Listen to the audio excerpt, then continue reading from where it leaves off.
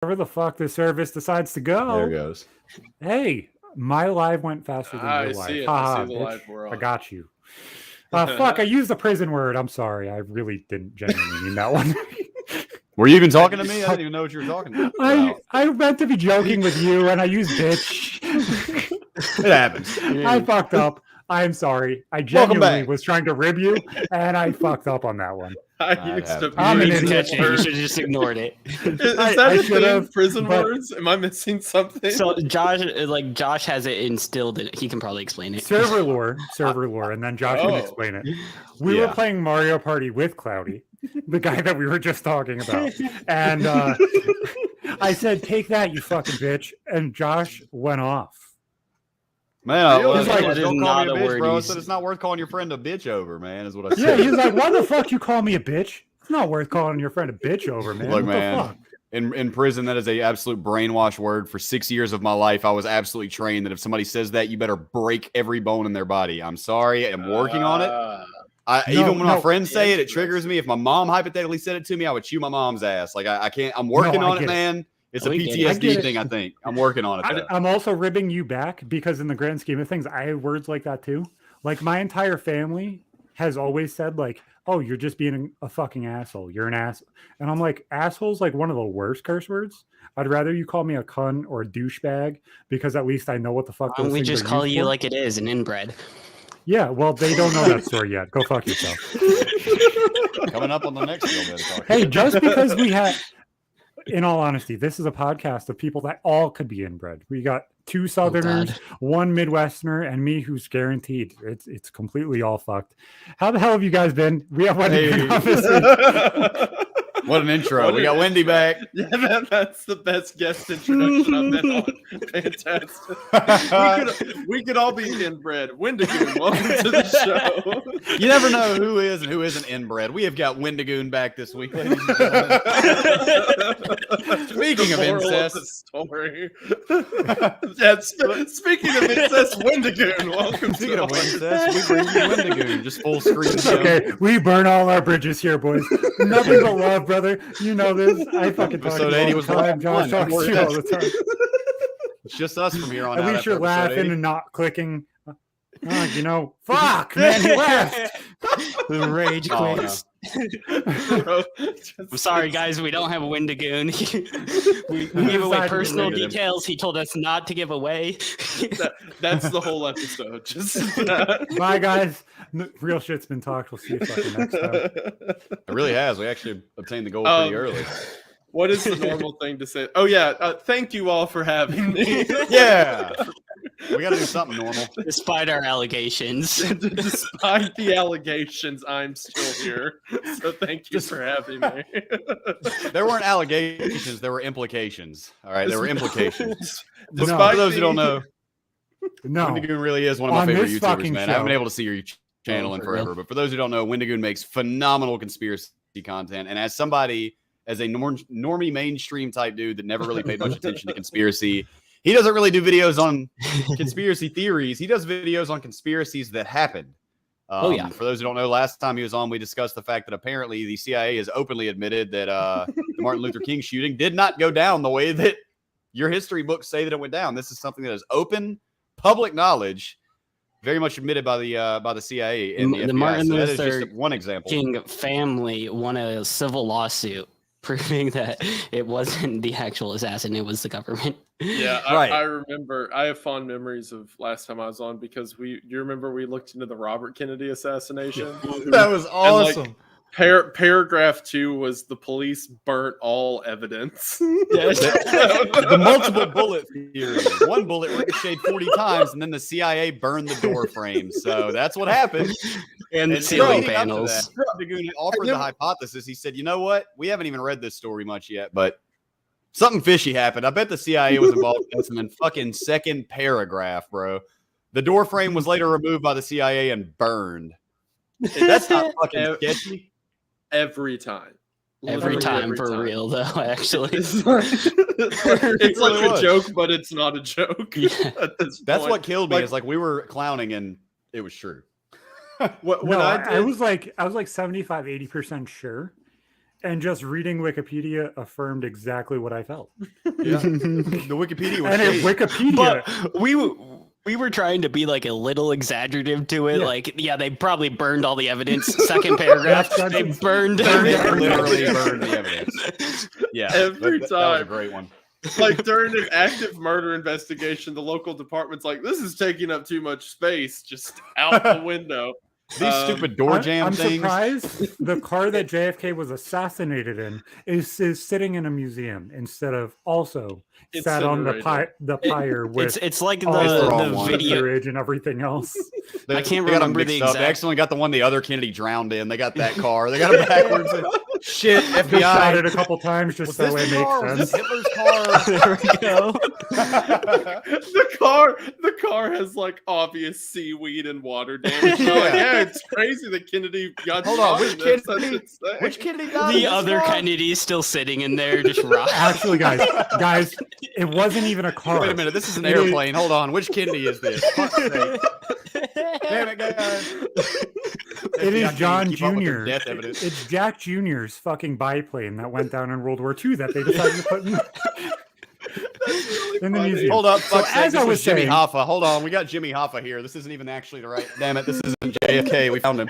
No, he was a part of that one too. But as I was saying, obviously, with Wendigoon's background, with Myth's background, with Josh's background, and with mine, I have to say, on Real Men Talk Shit, we talk but nothing about the realest of shit.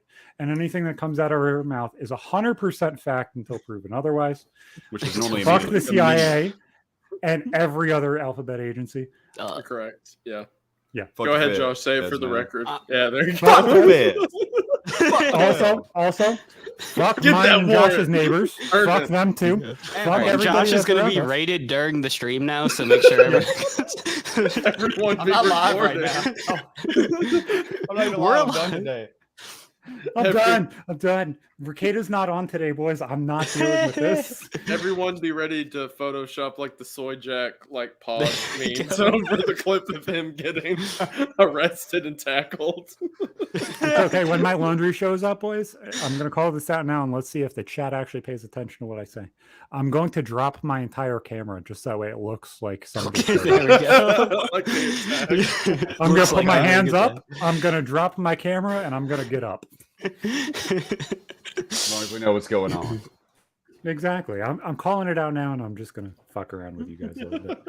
I made a So- joke a minute ago about Jimmy Hoffa, but I actually wanted to ask Wendigoon about this real quick because of the conspiracy thing. I made that Jimmy Hoffa joke.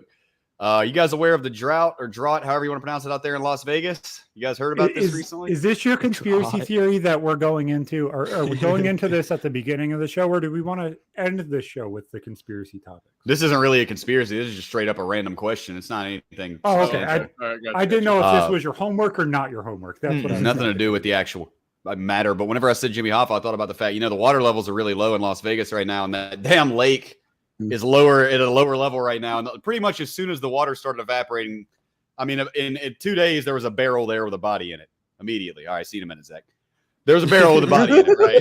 A So- barrel with a, I didn't hear about this. Yeah. As soon as that lake, I don't know what the name of the lake is, but there's a big lake Yeah. in Vegas, and the water's draining. And I'm sure there are a lot of fucking people that really don't want that water to evaporate. Yeah, But probably immediately they not. found a barrel with a guy in it. Immediately, and he was disappeared. And they said by his clothes, his wallet, his identification, the things he had in the barrel, that it was the 70s when he got put in there, possibly the Wow. early 80s, more than likely the mid 70s. But it's obviously highly decomposed and all that. The Imagine internet, being man. the person who has to open that. Yeah, no, yeah. I thought it was that, like, people saw the barrel and somebody walked up to it and was like, "Yeah, that's a guy in there. This is Las Vegas," But, and then come to find out, man, how long has he been gone? I mean, since my parents were little bitty kids, this That dude is got killed. crazy. Was never found. But the internet immediately, at least this has been weeks now, so maybe this has been debunked now for all I know. But last I heard, the internet was like, might be Jimmy Hoffa, man. They might have actually finally found him. He's 70s clothing, that matches. He was in Vegas at the time, Yep. They Yep. might have found Jimmy Hoffa now because nobody knows what the fuck happened to him, apparently, except for obviously the CIA and the FBI. They know exactly what happened to him. But if this is him, it's probably going to be hard to get them to First-hand admit account, actually. My it. CIA was there grandfather- when he disappeared. I know this sounds like an unbelievable connection. I'm aware of that whenever I tell people this. Like I do conspiracy theories. How am I related? But one of the things that pushed me towards conspiracy theories is my grandfather was a bodyguard for Jimmy Hoffa in the 50s, back whenever he was doing all the work with the Teamsters. Oh my God. And I asked my grandfather, I was like, what do you think happened to Jimmy Hoffa? And he was always like, it's not even a question. But like, my grandfather was a bodyguard and a cleaner. Yeah, right. And he said there were these guys who were paid off by the mob that you would take bodies to, and they would own like these recycling plants or like processing facilities. And they would just run a body through with the trash, and the body would get like vaporized or compounded and incinerated or whatever. Just like in Pulp Fiction with the car dealership place or the car smasher. Pretty much, yeah. Same idea. And I asked my grandfather, and he said they absolutely put his body through one of those. Because my grandfather always said there was no way the people that he worked with would have left enough of him in one piece that the cops could find him. Yeah. So his guess was that he got churned up or destroyed in some way. Absolutely. Because a lot of people... Go ahead. Did he have a guess of like if he got killed or if it was like an accident? Oh, he absolutely got killed. Like, Yeah. there's no, Sure. yes. So like he was messing with the mob hardcore at first. The reason that Jimmy Hoffa got into so much trouble is because he was originally in their pocket, or he wasn't small fry enough that he like directly owed them. They kind of worked together. And Jimmy Hoffa helped in the political and like union situation the way that the mob wanted him to. But as soon as he started getting tied into the Kennedys and started to kind of forget the mob that built him up to the level he was at, that's when he disappeared. It was I can't remember what the exact move was. It was something to do with criminalizing unions or doing investigations into unions that would have put a bunch of mobsters in jail. As soon as Jimmy publicly announced support for that, he disappeared. So they ran him through. Yeah, he bit the hand. Exactly. It's like a president talking about the National Reserve. It's like pretty much. It's almost like when a month before Kennedy was assassinated, where he said there is a conspiracy by greater powers to overthrow or to enslave every man, woman, and child in this country, and by the end of this presidency, I will get to the bottom of it. And then a month later, some nutcase in a bookstore shoots him as he's driving through Dallas. It's almost like that would happen. What a little coinky dink. What a cute little... that the guy with a bolt-action Carcano shot 3 shots in 2 seconds from 800 feet away. Just the CIA said he did. Dink. Yeah, the CIA investigated, said it was fine. Every time I come on the show, I get heated about that stuff. I know, man. Welcome to my life. Man, I'm mad at the FBI sometimes. I swear. Welcome to my life. Sometimes you wake up and you're like, you know what, man? Fuck the feds, man. Today in particular. Exactly. Man. Fuck the feds. Fuck the feds. Loud Zach. Fuck Josh for adding this fucking curly-haired retard back into this podcast. He's a shitty part of it. Why the fuck would you do that? Good grief, Zach. Memeing all over viewers like Zach. Let's bring Void back. Exactly. Just replace me with Void. The show will get better. You'll have one more viewer. There we go. I do want my grandfather's a little gone. Like he's not 100% there.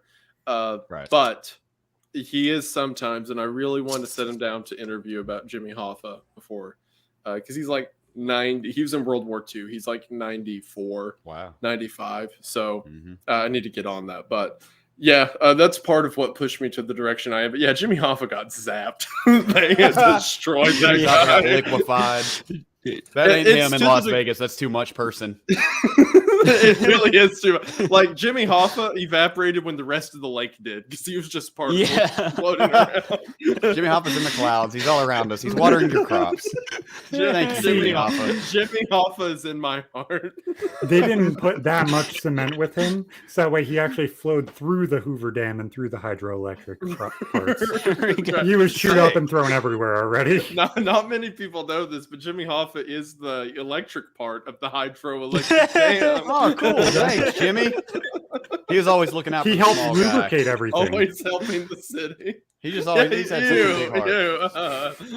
And now he lives in our arteries and in our water supply and electricity. We're gonna be on some freaky shit in a minute. Our screen's gonna be flickering. It's gonna be somebody's face. It's gonna be Jimmy Hoffa's face or something on the computer, man. He's gonna be like, "Y'all keep talking about me." Be some Beetlejuice shit with Jimmy Hoffa, man. I'm gonna stop. The ghost of Jimmy Hoffa. The ghost of Jimmy Hoffa flickering on my computer screen. Help! He told me he was recycled. He said, "Don't recycle. It's just a body hiding scam. It's not even recycling. It's not real. It's just a body laundering organization. It's all the mob. A body laundering organization. You got to cover up where the bodies are coming from. You got to hide where the bodies come from and where they go to." Whoa! What just happened, Zach? Oh. We got a comment. This podcast. That one was too good. I had to put it up. I'm sorry. I have to make it so it goes over people's faces. So that shit about your grandpa really kind of like sits with me 110%, because like my grandpa's starting to get to that age and I kind of like just reconnected with him. So I could hear his stories and shit. And he's like so anti-tech and shit that if I pull out my phone, he gets weirded out because he worked with IBM and shit like at the start. Like help build them up in upstate New York and everything else. Interesting. Wow. And like my family's super fucking crazy, but this is just like part of it. So when he was working with IBM, the stealth bomber was being created, and the computer chip for it was directly created and helped by my grandpa. He helped create the entire fucking thing. Obviously, I can't say who it is, but I can say that he did it. So there was a story that he told me, and he has like the B-52 cups to prove it, because the actual creator of the aircraft sent them to him. Wow. It was New Year's Eve, and everybody else in the plant was gone. There was like 2 or 3 people there just to make sure the stuff was running correctly and everything was shipped out on time and stuff like that. And this pallet wasn't shipped. My grandpa saw it. And about 20 minutes later, he got a phone call from fucking Seattle. I live in upstate New York. He got a call from, he got a call from Seattle saying, we're missing a pallet from the shipment that was supposed to be here 2 days ago. It is the actual CPUs for the projects that we are doing right now. Whoops. Zoink, Scooby. We fucked up. Do you have them or are they gone? So do you have them or are they gone? I see them. What the fuck? I sold them out the back door to terrorists. What do you mean are they going? Oh, he's like, you know what? Actually, I'll take care of this. Give me a little bit. So he calls down to Poughkeepsie, where the closest airport was. That was like, oh no, yeah, nothing good goes in Poughkeepsie. No. But there was an Air Force base there where they were able to ship things out of and stuff like that for cargo planes. So he chartered a fucking private flight. Yeah. Damn. Just a middleman in a company. He's like, yeah, I chartered the flight. I got it all taken care of. They came and picked it up and dropped it off to Poughkeepsie and got all that shit taken care of. And then they called the company 2 days later because I got that stuff flown in overnight and everything else. They looked at me and they're like, you need a medal from the Army. You need a medal from the Armed Forces because what you did was you saved millions of lives. And I looked at him and said, Grandpa, they didn't say that. You didn't save millions of lives. And he said that it was something like that. It was something about you defeated the Ender Dragon. No, it was great. Trust me. It was awesome. He's like, wait, look, here's my proof. Here's my coffee mug with a B-52 on it. And I'm like, fuck, Grandpa. Like, your story makes sense. It comes together, but your coffee mug is the proof. And I'm like, fuck. Hey, that's some old You're the same age as Joe Biden, and you're just as confusing. I know that's some old people shit. They'll be like, hey, no, look, I can prove it. I have a car or something like that. Hold up. I'll tell you exactly what it was. It was the 1970s. I swear, old people. No, every time I talk to my grandfather, though, he's always making up shit. Like, it doesn't matter what. He'll exaggerate stories. He'll just make up a random story. My Nana will sit there and be like, that's completely fake. And, like, he's hard of hearing. So she'll just talk shit about him while he's telling a story, and he can't hear anything. Man, he's trying to come up with cool stories that might not necessarily be exactly true to make a point and teach you some morals and give his grandson a backbone. And grandma's over here talking out the side of her neck like, don't listen to a word that man says. That's conflicted. Zach, I also find it interesting. You said he worked for IBM, dude. You know that computer company has like they were big in the early game. Oh, yeah. Wendigoon, you familiar with John Teeter by chance? Yes. Remember they said that was an IBM computer that he had to go, he traveled back in time to 1975 to steal the IBM computer because it was the only thing that could rewrite code in the future. And then they come to find out the IBM computer people that built that computer actually came out and publicly said, whoever this John Teeter guy is actually right. That computer can do exactly what he says. And only like 10 people on planet Earth knew that. So this guy is kind of confusing. Yeah. IBM's got a long shady history. IBM might have, done invented some time travel or something. The crazy computers that they had in upstate New York, 5 of them added together don't equal the gaming PC that's sitting behind my mom. No, of course not. Right. Yeah, of course. But we got to the moon on something that's worse than a flip phone nowadays. Yeah. I was talking to my wife yesterday about the fact that whenever the Motorola Razr came out, the flip phones, I'm sure everybody remembers the Razr. When my brother got one, he had a few of those 30-second, shit quality ringtones, the la la la la, or fucking like all those stupid little shit ones, Yeah, they were all racist back in 2020. It was all a bunch of terrible shit, but back then the humor was 2009. But I remember going through his phone, looking at those sound clips, and literally every single one of those sound clips was larger than the entire storage of the phone that I had one generation before. Every clip, every single soundbite that he had was bigger than my whole phone, and this was a next generation. Yeah. Like I was like, what the fuck, man? The one that made me shit, and you weren't around for this. You were in the Who scale. But when I got my first smartphone, I got an iPhone 4 that was an 8 gigabyte. I ended up getting rid of that phone because it broke or something. I don't fucking remember.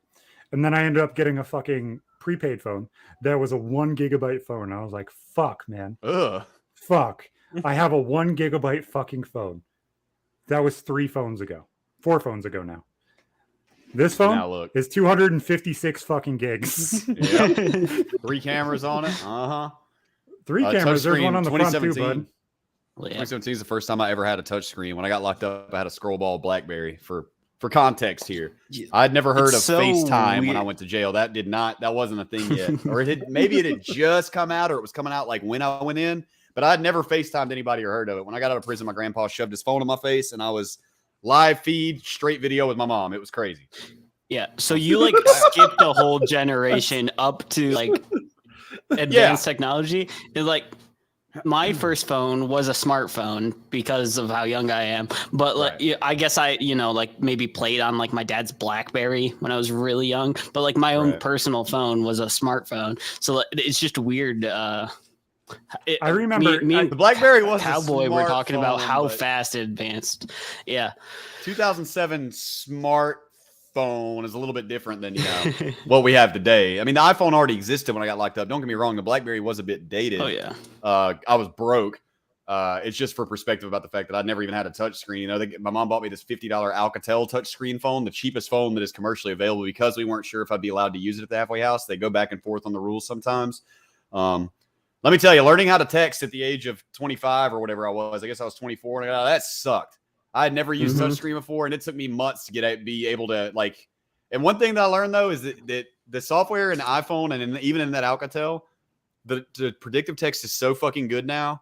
You know what I was thinking about? The first thing that I noticed, and it's crazy. This shows you how much of an alcoholic I used to be. The first thing that I thought of with this amazing, you can type like ADSD WWW, and it'll know exactly what you mean. It's like existentialism.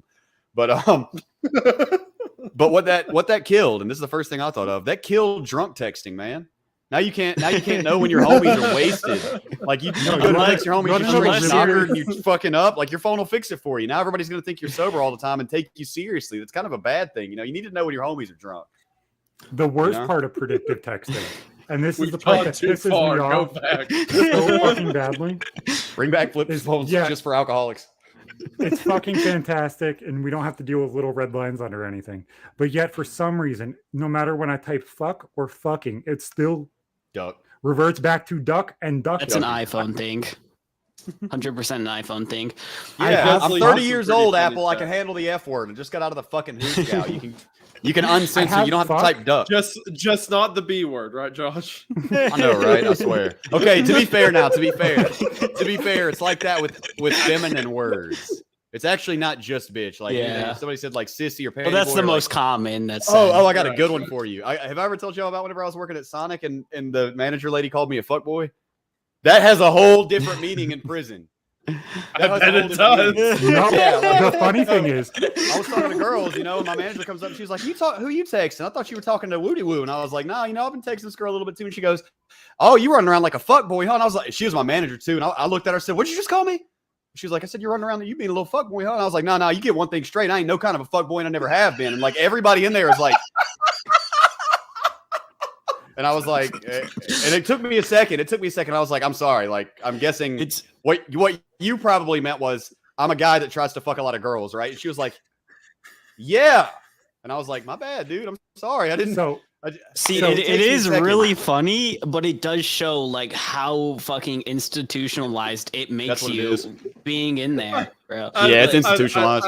I know it's very serious in that context, but I'm imagining like it was funny. Josh is in a fast food restaurant, they say that, and just 1,000 yards scared. Like, dude, that manager was probably scared for her with my life. little Sonic visor, bro. I had my cute little Sonic visor, and my shirt was like a size too big because they didn't have any uniforms. So I was like, what you said? It was all looking like a little nerd, man. What did you say? The really start going fucked up Hulk thing with my Sonic visor is I thought it was the same thing Did you wear thought the it was. rollerblades though? When I was like 15, 16, when they started using that word. I never heard that word until I was locked up.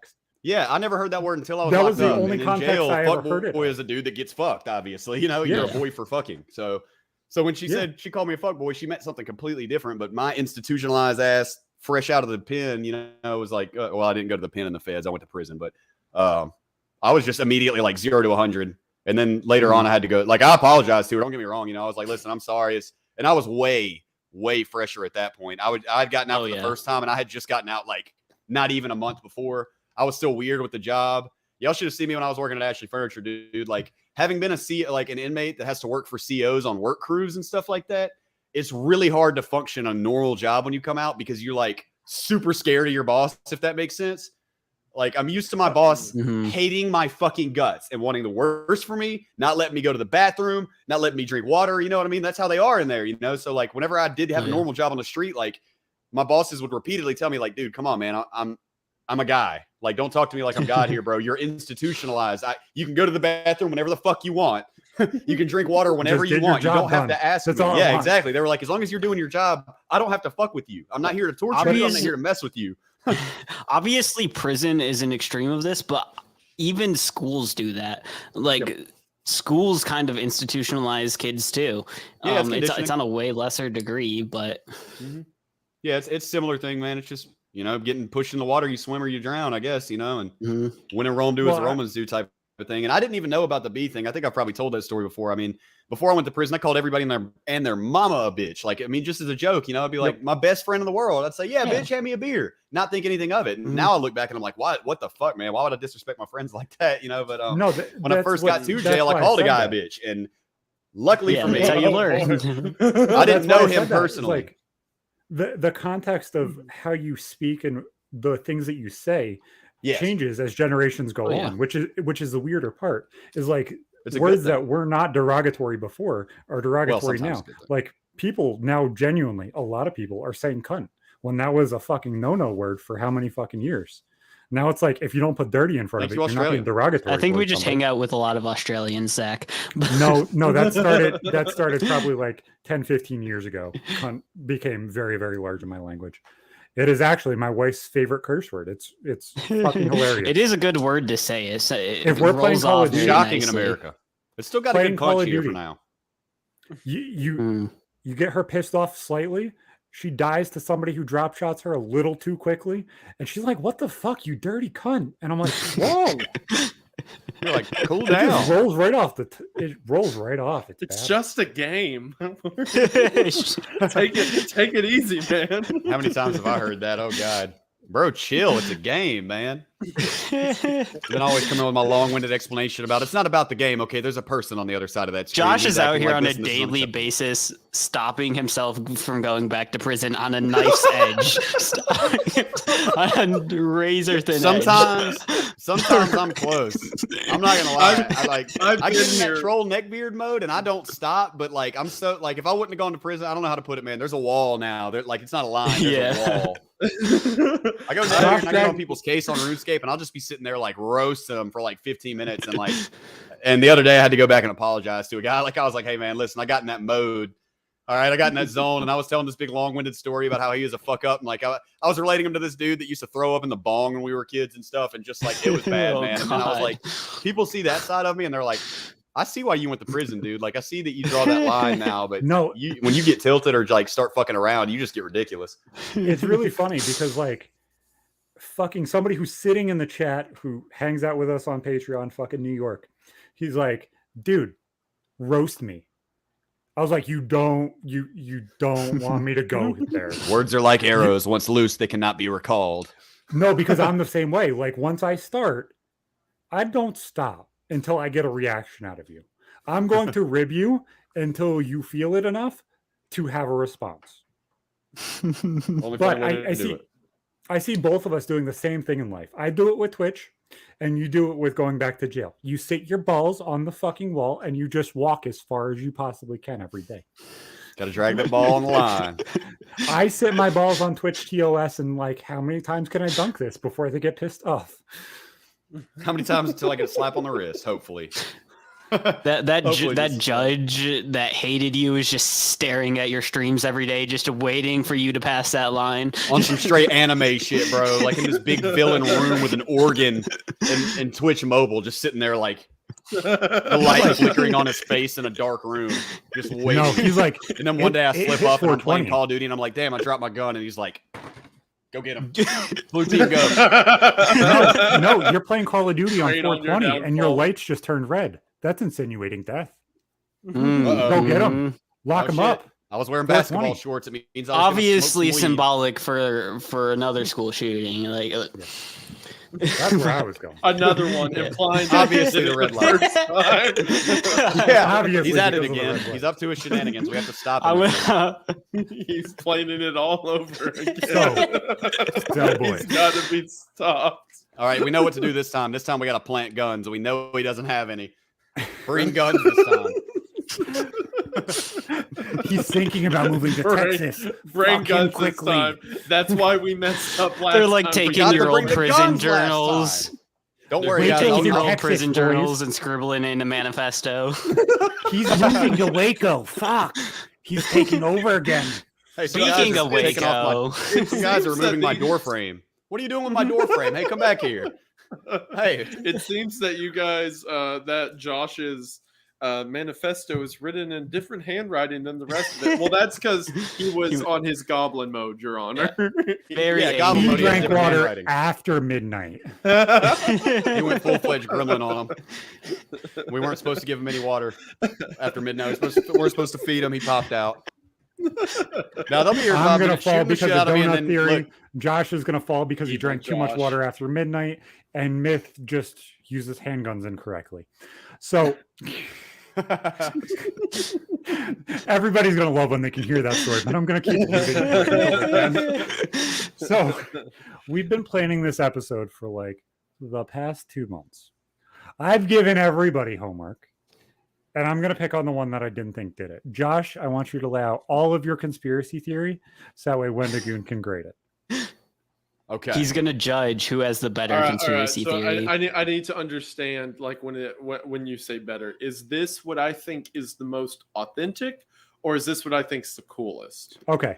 So I stated it this way. I don't know if they did it because I didn't ask them what their opinions or what they did it on. Okay. I wanted it to be something that they kind of connected the dots on, and it wasn't something that already was a conspiracy that they've read about. So yes, it could be a conspiracy theory that is out in the open already, but it's a concise thought that they came up with themselves without being backed up by the news, which is why mine, I went through and I kind of correlated the way things work and kind of my opinion on how they would come into a conspiracy. To answer your question, I think it's a bit of both. Like, you know, believability and cool creativeness. Factor, right? Yeah. Yes. Okay. I see what you're saying, because if it was like, if you were just aiming for realism, the conspiracy would be, hey, some government employees are underpaid, and that would be like just laying the true. Like it doesn't matter. Yeah, yeah, that's not much of a conspiracy. All right, I want to make it interesting. Whoever I think is the best, I'm going to send $50 to. Ooh, so, we've got a good one. That gives you some incentive to nail it correctly. So, all right, let's go. And boys, remember, I said notes. No fucking full paragraphs in Google Docs that you're reading off of, you fuckheads. Oh, no. I wrote a whole script, Zach. All three of us are pretty fucking good at talking. Don't fucking read your script, man. I will turn you off your internet. Zach, I spent a whole week. Nope, sorry, bye. I will dox you. Not dox you. I will dox you right now. I will kick you off. You'll be gone. You'll lose. I will dox you right Just read it like you're not reading. Threatening me. That would be really funny if Mitch starts reading and Zach just goes 308 Aurora Lane.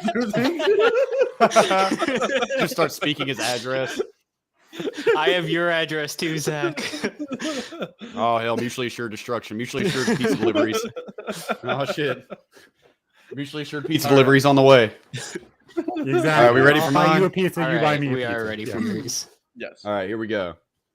Okay. So the conspiracy that I've started working out, right? The Church of Latter-day Saints. Okay. Mormons. All right. Also, yeah, we're getting started hot.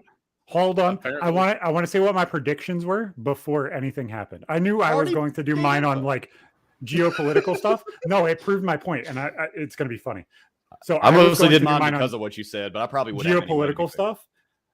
You 100% were going either religion or ideology. I said this even before I told you, and I said Myth was going to go psychedelic. You're wrong on my account. But you were going to before I said be related. Probably. He's on He threw that one away when you said that. You were like, and you're going to do psychedelics. He was like, way wrong. Fucking DMT. Fuck you, asshole. I had to spend a whole new week writing a new script. It was terrible. Nick, you don't do anything other than trade crypto, man. Come on. Yeah, I do sit at home all day. TikToks don't do themselves. Josh, go ahead. Latter-day Saints. Let's go. All right, here we go. So it starts with the Church of Latter-day Saints, okay? We know about the Mormons out there in Salt Lake City, you know. Some of them got some shady dealings. Some of them got some not so shady dealings, okay? Now, unrelated, we also have the Church of Scientology, okay? We all paying attention right now, right? Mm-hmm. I don't know too terribly much about the beliefs of the Church of Scientology. I know that from the one or two that I've talked to, you know, they believe that your souls can be stored in other places, crystals on other planets, very deep out in the galaxy. The Mormons also largely, at least the sects that I've watched videos of, also believe in this, right? This conspiracy that I've got. Sects. That's an interesting porno. SECTS, sects. The different Mormon sects. Josh said, shut the fuck, it's my time. Wait, you got a hole with it? You got a sheet with a hole in it or something? Yes. Josh wait, said, no. I have the talking stick. Those vacuum sealed bitches that are plastic wrapped. All right, Josh, you have the talking. You have the talking stick. Continue. Yeah, no. All right, so both of these groups, okay, have got a lot on the line in regard to physical manifestations of either angels, what we could call aliens, and existing on other planets. I have a real men talk shit mustache. Okay, these two groups are working together to infiltrate the government's files, and this has already happened with the Church of Scientology. They have been accused publicly of hacking into government mainframe or storage bases for whatever information, trying to remove information that contradicts their way of life and their teaching, okay? The Church of Latter-day Saints largely has a lot of controversy surrounding the fact that some of them accept polygamy, multiple wives, you know what I mean? With what I was just watching last night, there's a new Netflix documentary about it. These people believe that in having lots of families, lots of wives, and by having at least 3 wives and making lots of children, that you will become a god in the afterlife. The more children that you have, the more family that you create, you will become the father and the god of your own universe. Okay? You see what I'm saying here? And I believe that the Church of Scientology has low-key sniped the ideas, okay, of Joseph Smith. Joseph Smith and I can't remember which Romney. Romney's great-great-great-great-great-great-grandfather, you know, they were like the founders of Mormon. And Romney's the one that backed up Joseph Smith when he came out of the woods and said, I had a vision of an angel. I'm the only one that can read these books, you know. It's a new revelation from God on top of what Jesus said, you know, and this is an extension of that, okay? And I do believe that the Church of Scientology is in cahoots with the Mormons on trying to move forward with this conspiracy, man. And there are things that are false flags. For example, the pedophilia thing that I was just talking about, right? There was a huge thing with Warren Jeffs and Rulon Jeffs The Fundamentalist Church of Latter-day Saints just got busted down there in Texas with marrying 12-year-olds and having sex with them, all kinds of horrific things. These are all just red herrings.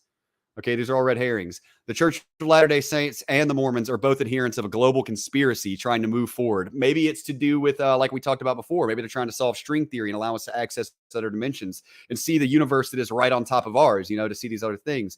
But that the two, while one group embraces Jesus and the other rejects it, essentially they have the same foundation. They have the same beliefs, the same moral system. They are moving forward to take over the world in search of proof of aliens or what the other group believes are angels.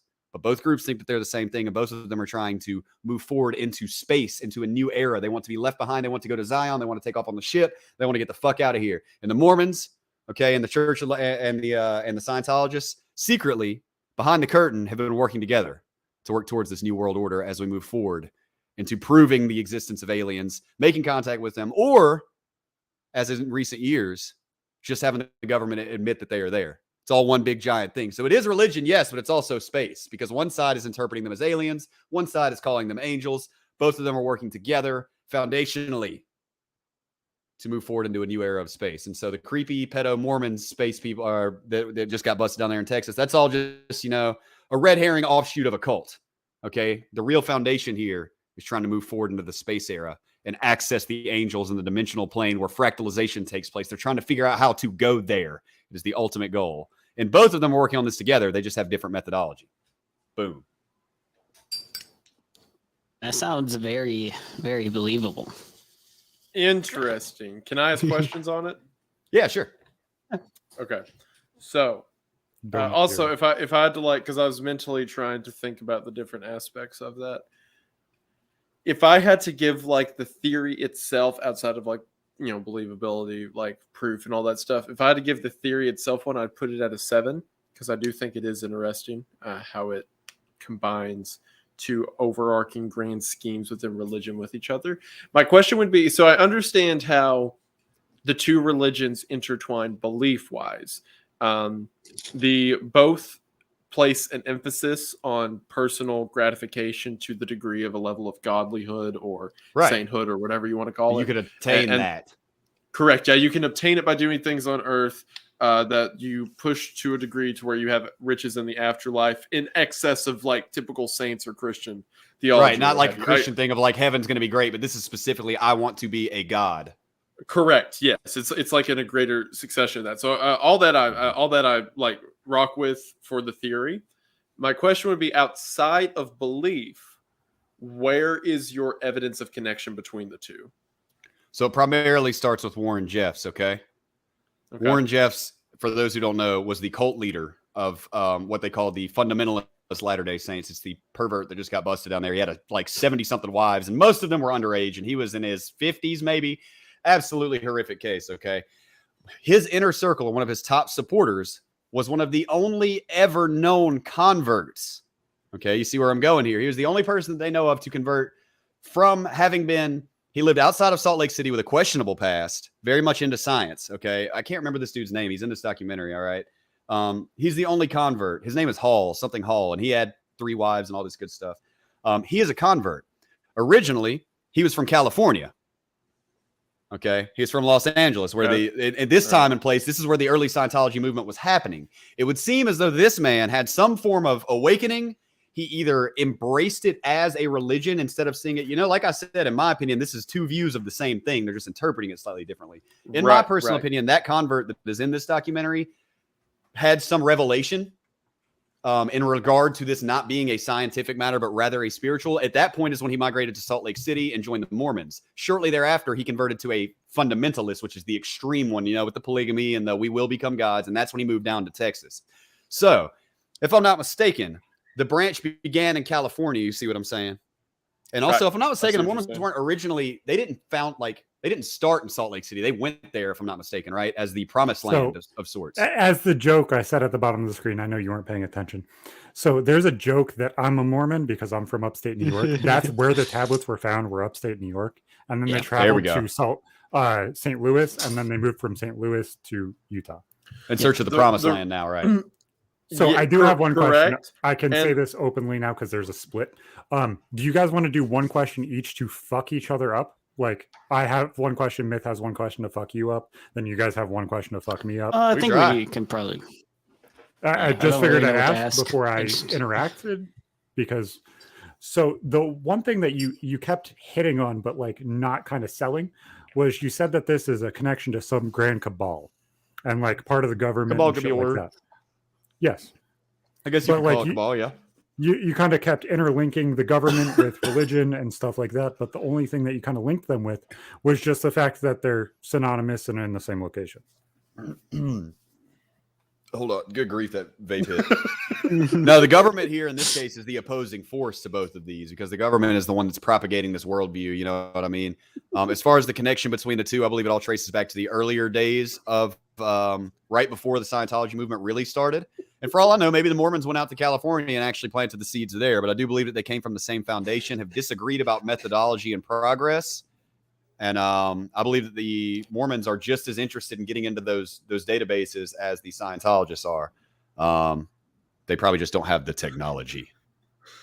The technology. Anybody buying I'll it go yet? up to the top of the mountain and read the tablets for you.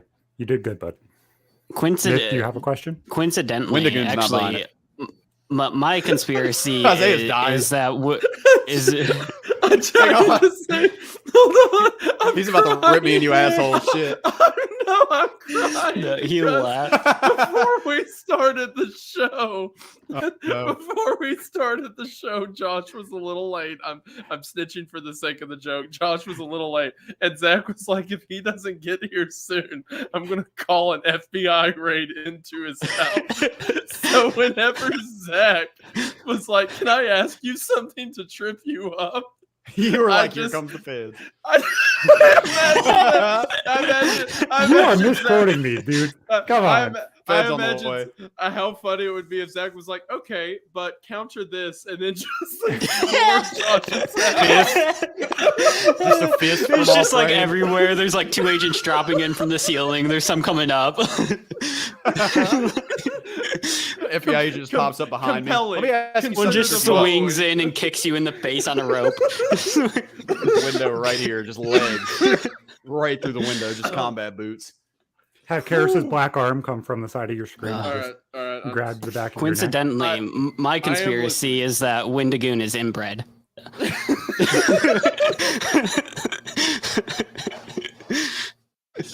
No, but my real conspiracy, and I think I went more believable on this, is that the CIA and the mob are one and the same. So we all know that the CIA is pretty confident breaking laws nowadays. They're fine with killing American citizens or assassinating them as they like. They're fine with selling drugs, but we have lots of documents that have proven a ton of illegal activity from not only the CIA, but other government agencies, including like selling 2,000 pounds of crack to gangs and selling firearms to cartels. These are all things that the mob also does. So, I wanted to start this with a kind of a controversial name in this subject is Richard Tawes. And Richard was a Vietnam veteran who, just to play on his character, when he was in Vietnam, he as a single father adopted a 4-year-old Vietnam child who was an orphan. And he later became a CIA agent who started writing reports on these corruptions in the CIA, them selling drugs and working with the mob, money fraud. And as soon as he wrote these reports, when he tried to turn them in, he was told to destroy them and never bring it up again. When he kept pressing this issue, and not to say that this is not fake or that this is fake, but it is odd timing and doesn't really fit with his character. He was hit with sexual assault allegations and ended up serving 23 years in prison. And throughout the whole time, he insisted that his innocence, first off, and that the CIA were doing these illegal activities, and that's the reason that he's in prison.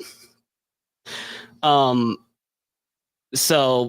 it's quite obvious that the CIA has worked with the mob, not only hiring assassination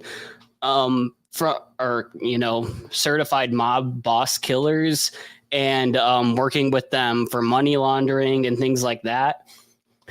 But there has also been lots of CIA agents who started their career in the mob. One of the biggest names of this is Enrique Pedro. Enrique was a Cuban immigrant who was first rejected from the CIA for quote unquote previous family connections. So they said, you can't even work here because, you're connected to a mob or a crime family. And later he was accepted into the CIA under a new administration.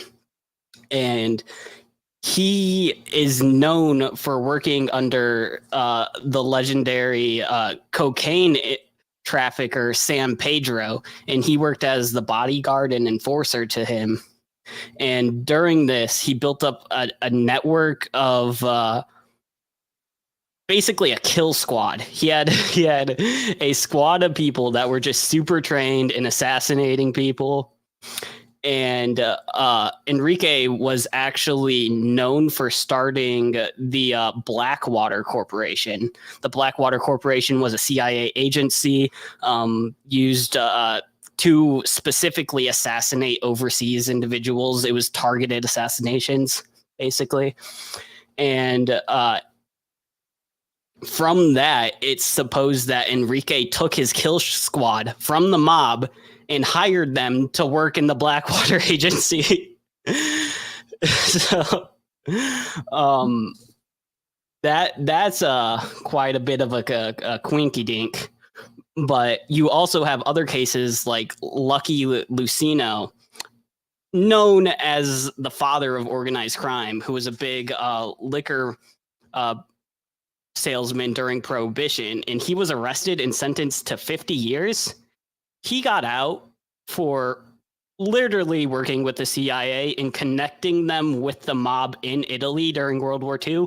And then so he got a 50-year sentence, and then all of a sudden they just deport him back to Italy for setting them up with the mob in Italy during World War II. And that's known as Operation Husky, actually. You can Google that. And so these numerous similarities and many more that I'd love to get into sometime, but for the sake of time, we'll cut them out. And not only does it seem like the CIA works with the mob, but they are so closely interlinked that I don't think there's any reason to distinguish between the two at this point. And that's my TED Talk. Interesting. I don't really have a question to trip them up. If the statement is the mob equals the CIA, I'm not arguing. So that's what I mean. That one, like, the only criticism I would give that one is it's along the lines of what I said earlier. Like, yeah, that's what I was thinking. If one of you were to be like, did you know the government doesn't pay well sometimes? Like, it's just a fact. Right. Yeah. They're definitely mob and CIA connections for sure. Correct. But I do like a lot of the specific people that you tied in, a bunch of the specific routes you take. I guess my question then for you would be, your overall theory is that the CIA and the mob are the same. So are you saying that the mob developed the CIA, or that the two are just one organization? I'm saying that the CIA has been so developed by mob influence that the mob basically rules the CIA at this point. Interesting. Okay. They're immune to the CIA because of how inherently they're linked, basically. Your Honor, I do have a question. How much of your script did you read? Like 50% of it. There's still like 2 more pages, bro. Every now and then there's still like 2 more pages. how He's much so of your disappointed. He's like, wait, I have more. I declare we throw out all of his testimony. I'm sorry you guys just didn't do home. No, sorry, you lose.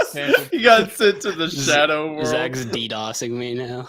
He's been banned. He's about to read my address. Quick. I thought he was about to make an address go across the bottom of the screen.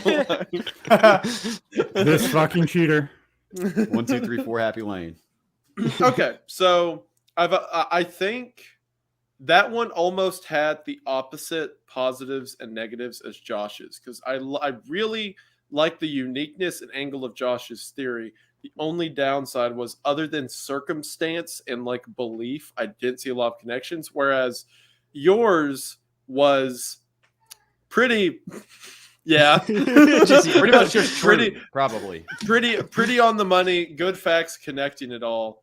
But at the same time, where Josh was like, ooh, I was like, yeah. You're just like, yeah. Yeah. Sadly. I did my best. Both are fantastic. Yeah. It's hard to decide between the two. But before I come to any final decisions, we need to get to Zach's. Unless there's any further questions at the moment. No, I rest No, I my don't case. think so. My biggest case was the fact that he read a script, and all that testimony should be thrown out. He I'm was the disqualified. conspiracy. My problem with it is that he's a liar. Anyway, go ahead. Continue. Liar, He's a liar, liar, pants liar, on pants fire. on Big fire. Your Honor, liar, pants on fire. Guilty I didn't party see it say that what? way. What? Oh, shit. And that's how Josh went to prison for 10 years. Damn, man. Got me again, man. Every time I've heard the RuneScape story get told, that's pretty much how it went down. Yeah, basically. Pretty much the gist of it. Just add I'm going to say 4 this. days later, the FBI kicking my door down. I think it's funny. We all looked at this and said, you know what? Which two different things can we combine? We all did the same exact fucking thing, which is the most hilarious fucking thing in the Is world. that usually what a conspiracy is drawing lines, between two seemingly unrelated things? All of us went, wait, there's two halves of a circle here, and stuck them together, no matter how logical they are. Like, you went ideology wise, and like the ideologies match. So you're like, let me put these together. Myth is like, oh, these circles are like right next to each other. If Opposing I ideologies. they're there. He just smashed them into each other. You know what? Mine is a circle that was torn apart. So, boys, as we all know, the USSR was destroyed after the Cold War ended, and the wall dropped, and everything kind of has run amok since. But in 1999 or 1998, when Vladimir Putin took office, goddamn, I didn't copy and paste that one. I had it copied, not pasted, because I'm a fucking retard. So when Putin took office, his main stance was always to recreate the USSR. It's been kind of like his life's goal of just recreating the USSR. So I'm going to go forward, and then we're going to go back in time and kind of lay out what my opinion is. So as we go through, he annexes in numerous different things, and you see his interactions with people and who are supposed to be his friend and people who aren't supposed to be his friend. And you see how all of these people go through and interact with him. And now we see a war going on for Ukraine. A war that's going on when Putin supposedly is on his deathbed, where he's looking at having surgery, where he's looking at possibly dying relatively soon, and his goal still is not accomplished. Or is it? My assumption is, and this is what I want you to tell me if I prove it or disprove it, is Vladimir Zelensky and Vladimir Putin are working together to recreate the USSR. Obviously, because Donald Trump did not actually affect Vladimir Putin as much as they say he did. They said that Trump and Putin were best friends the entire time that he was in office, and the Steele dossier proved it. But, my friends, in 2008, when George Bush was in office, Georgia was annexed in by Putin's Russia. In 2014, when Obama was in office and Biden was in office, Crimea was annexed by Putin's Russia. The entire time that Donald Trump was in office, nothing was annexed in by Russia. In 2022, Ukraine was attacked by Putin's Russia. Isn't that kind of funny how that lines up? just how the person that supposedly wouldn't give him any repercussions is actually not interacting at all. There was no interaction between any of the Russian previous states and Putin during the time that Trump was in office. Now, let's go back into the past a little bit to the beginning of the war. When Putin sent his forces over, what did he send? Did he send his elite to blitzkrieg through fucking Ukraine and destroy it? No, he fucking didn't. He sent people like Myth, 19, 20-year-olds that had no idea where the fuck the turn was and what the fuck the Ukraine is. That's what happened. They sent completely ignoramuses that had no idea what their mouth from their asshole was and just sent them. They didn't know which way the gun shot, where the ceiling was, and how many bullets it took to get into a mattress. So what happened was they sent people that couldn't accomplish the job that he was actually on news saying that was going to happen. He wanted to blitzkrieg through fucking Ukraine like the Germans blitzkrieg through Europe. 4 days turned into, what is that now? 4 fucking months. $40 billion from the United States, just money, let alone other assets that were sent, and everything else. And not a single other country has said, you know what, we're going to be a part of this. The entire time before the war, they said, no, we don't want to be a part of NATO. We don't want to be a part of NATO at all. That's too aggressive towards Russia. Now, all of a sudden, they're like, yeah, we want to join NATO. We want to join NATO. And now NATO's saying, we don't fucking want you in NATO. Isn't that fucking weird? They have these fucking idiots attacking their country that don't know what the hell they're doing. They want to join NATO now after the war started, when they could have dealt with the war beforehand. So, how many individual people did these people take out of power in Ukraine? Because I've counted at least 4 mayors or governors that they've taken out of power while this entire war has gone on. And if you remember, within the first couple of days of the war, they were knocking on the door of Kiev. They were there. They could have destroyed the entire country. They could have taken over the capital, and they would have had no arguments, no problems. They were there. It was done. But you had Vladimir Zelensky on TV every single day being portrayed as a George Washington Christ-like figure. He's being portrayed as the right arm of the free world right now. To every single United States citizen, to all of the European Union, to everybody. He is the biggest figurehead in the country, not even Joe Biden anymore. So if the war was to get power, what has Putin accomplished? He was right there. He could have taken Vladimir Zelensky out any day. He could have had spies go in and take him out. He could have had a strike happen on Kiev and turn it to rubble. And I'm sure that they probably would have got him. I'm sure those mayors in those states and cities that were being bombarded by bombs hourly, those governors and mayors were just under as much cover as Zelensky is now. And Zelensky's on TV every single day, demanding every single one of us to help him. I'm not saying that, you know what, the Ukrainian people are bad, because I think the Ukrainian people that are there deserve the help that we are giving them. I think Vladimir Zelensky is the puppet government of the USSR. He could have been taken out at any point in time, and he's still sitting there.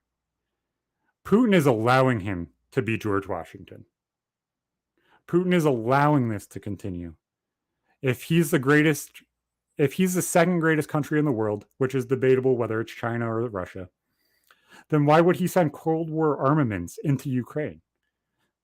Obviously, it's because it's psychological warfare. Now you don't know which fucking tank you're shooting at unless it has a Z on it. You know, it's kind of fucked up. It's kind of fucked up. They're one of the same. All the people are the same. They've been sending Russians into Ukraine for the past 20 years to be able to say, hey, the population is homogenous now. They're trying to annex in the eastern part of Ukraine. No, they're trying to create the USSR. That's my TED Talk, boys. Wow. And I had 3 bullet points, you fuckhead. I didn't have a script. I'm sorry, I actually did my homework, Zach. No, I said bullet points from the beginning, you fuckhead. No, I love you. Nothing but love, boys. I just thought it was fun. I love ribbing you guys. All right, so I'm going to shoot it full of holes. I'm trying to for one, I think it'd be hilarious if someone like joined in the middle of that and had they thought it was no idea. Yes, yeah, no context what was going on. So I'm for one, I want to say bravo on like the all the different lines and threads that got connected. Good job. This is personal, right? The thing that I personally think could be the most plausible. So I have a lot of, I mean, everyone's got opinions, but I have a lot of theories about all of that stuff going on right now. Mm-hmm. As a matter of fact, I had a couple people stay at my house recently. They're a married couple. One's the missus is Ukrainian and the man's Russian, and we talked for a long time about all of this. They recently came to the U.S. from Ukraine, and I have my own theories that go in a different direction. So I'm trying to separate my own thoughts around it from that whole theory that was put together. Go ahead. I do want to say that doesn't mean that's my genuine opinion. Correct. It's me being able to see dots that could be connected and portrayed in a certain way. Yeah. Like I completely respect and understand Ukraine fighting for its independence, and I think it should. I just wanted to state that because somebody will clip that. What Zach thinks. Zelensky. They're the same Vladimir, same guy. Okay, my question would be... Hey, I've never seen them together. Wait a minute. Oh, no. My question would be, again, within the theory itself, what does Vladimir, not Vladimir, what does Vladimir Putin stand to gain from that? So other than obviously taking USSR, but what does he stand to gain on the world stage from being the bad guy in this scenario? From faking it, essentially. So that's the entire overarching thing if you look at it. So you have Putin, who's his entire goal with leading Russia was to become the USSR again. He wanted to lead the USSR. And if he's handpicked Vladimir Zelensky, which we already know has been questionably dirty with the Bidens, with other past presidencies, which he also has been dirty, which is why I connected those things as well. He annexed in countries during times where you're not supposed to annex in people. Then you have that connection of, hey, he wants to instill a government that, number one, he put together. And if Zelensky is part of this, then that makes sense. He's taking people out of power. The chat said, well, they're moving Zelensky. No, in the grand scheme of things, every single time he's live streamed from somewhere, it's been his fucking Capitol Hill location every single time. Every single interview he's been, it's been there with the sandbags behind him. It's not that saying that it's impenetrable. It's saying exactly where he is. He's upfront and honest where he is. And honestly, that's the right way to go about it as a leader. I honestly feel like as a leader, if you're in war and you're being invaded, you should be the front of the fucking war. You should be the head. But I think that he would be taken out if they really wanted him taken out. But what does he stand to gain from looking like the bad guy? He stands to gain because if he reunites the USSR, he has the George Washington to come behind him. USSR then gets pushed ahead because then they're led by everybody's cult-like figure right now, Vladimir fucking Zelensky. So you think he's basically turning him into the hero that when he converts to their side and publicly embraces the Russian tradition and says, you know what, never mind, this invasion is great. They were really in together all along. Exactly. Because there's been no actionable threats on Zelensky. There hasn't been. At least that have hit the press. And that's press from Reddit. That's press from actual news sources. That's press from everywhere. There hasn't been actual credible things, even when they were on the door of Kiev. So how there's not a connection, how there's not conversations going on, is kind of blind to say that there isn't. I'm just saying, congrats on getting Josh to talk about politics a little bit. No, I'm fighting my tongue big time, but it is what it is. I mean, there was a lot of stuff that you said that, like, I mean, it's since we're talking about conspiracies and things like that I didn't mention. Like, I mean, you were talking about how, oh, look, nothing happened between Putin and Trump when Trump was in office. They just talked about that like a week ago, but this is supposed to be conspiracy. So, like, That's why I didn't say anything. But like that's already been addressed. They already talked about why Putin didn't make any moves when Trump was in office. His chiefs of staff and more White like House an chiefs of attack staff to said his stuff. character. That's like an attack to character. So like if you have him annexing in under every other president, but the one that they said is his best friend, that they're one and the same, that they're so connected that they're able to be seen together and talk about each other and stuff like that. Instead of looking at them as humans, they tried to connect the dots in between them and use them as figures. You know what I'm saying now? It's not necessarily, hey, he didn't interact with him. He didn't annex in and gain country and land. Well, yeah, no, I understand that. The person that would be the easiest on him. During the hearings that have been happening recently, the point blank reason that people said, I don't know who this is a quote of, and I'm sure everybody's going to be pissed off. I'm not saying my beliefs. I'm saying what was said is that the reason that Putin made no moves with Trump, even though everybody would think that he would, because obviously Trump wouldn't have done anything to him, is what they say. Apparently Trump was just too dense for him to want to make any moves, because apparently the way that Putin operates is he likes to speak in, slang, metaphors, suggestions.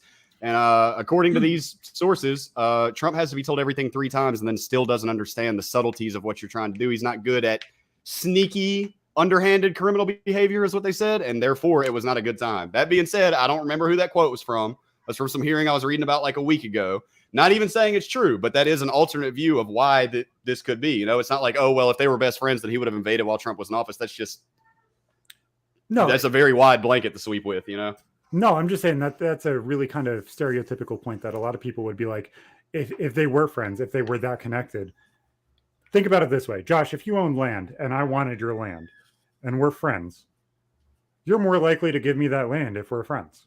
That depends on whether or not I'm at risk of losing control over my land based on who I'm giving some of my land to. That's what I'm saying. But if it's not my land that you're trying to take, and it's Wendigoon's land that you're trying to take, and I'm like, you know what? That's not my problem. I'm going to go hands off. I'm not going to intervene. That's more likely to happen. I don't know. I think you lost me on that one, man. I'm a little confused. They appeased him the same way that they appeased Hitler at the beginning of World War II. They said, annex it, take it, take it, take it. Now he's at war. But the person that he didn't annex during was Trump. The person that's kind of like the loose cannon and willing to kind of do anything and put his balls on the table. Yes, he was a jackass. Yes, he was a retard. But at the same time, if it hurt America, he flipped the bird to everybody and kind of stuck up for America that second. Okay. I know you don't like going into politics, which is why I kind of stopped it. But that's kind of my point. Myth, do you have any questions about it? What happened was just Yeah, I know, man. Thank you. That one was an interesting one. Again, I'm trying to separate personal theory from it. Okay. This is interesting because, like, the thing I liked about Josh's is that the theory, I understand its roots. I like the direction of it. I don't think there was a ton to stand on. The reasons I liked Myths is because there was a ton to stand on. But it was done for him. But it was kind of straightforward. It was also kind of like, we know already. Yeah. Right, yeah. But Zach's was an in-between where it's like, I understand where the theory begins. I understand why there's grounds for it. On the littlest bit, though, it didn't make the connection. Just like, I think the question I asked was the big reason. So, like, I understand, again, I'm talking within the theory. You're good. I understand the idea of play a game on the world stage so that you could garner money or what have you before you reunite the USSR or whatever. That I like all that there. The part, again, and the thing I asked a question about that just doesn't connect enough for me is Putin could do it in ways that does not vilify or destroy himself on the world stage, and that the gain does not outweigh the risk. So that's also where the surgery lays out a little bit too. And feel free to poke holes in this, boys. I'm willing to actually answer questions because I do put a lot of thought into things. So just called you out, Myth. So I don't script everything I do. I do it off the top of my head, you jackass. So when he was in surgery or is going into surgery, he's handing off the nuclear launch codes. He's handing off everything.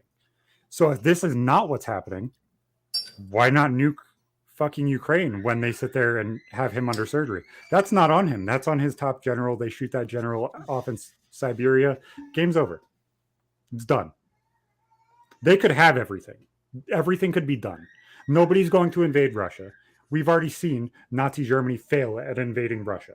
Regardless of if they're behind or not in tech, they still win every single war that happens in Western Russia. Nobody's going to invade them.